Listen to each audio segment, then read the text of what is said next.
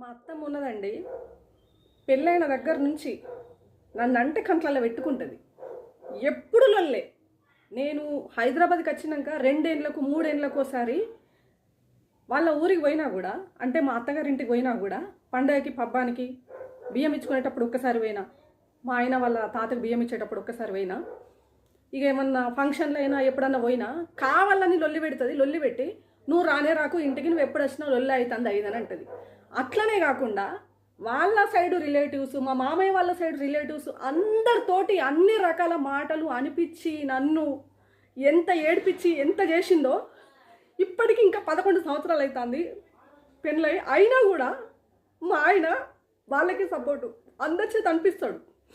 వాళ్ళ తమ్ములు, వాళ్ళ మరదలు, వాళ్ళ అమ్మ, వాళ్ళ చెల్ల, వాళ్ళ చుట్టాలు అందరి చేత అనిపిస్తా అంటే కూడా ఆయన ముందంటారు, ఆయన వెనకాలంటారు. ఆయన వెనకాలనే నేను మా ఆయనకు చెప్పినా కూడా పట్టించుకోడు.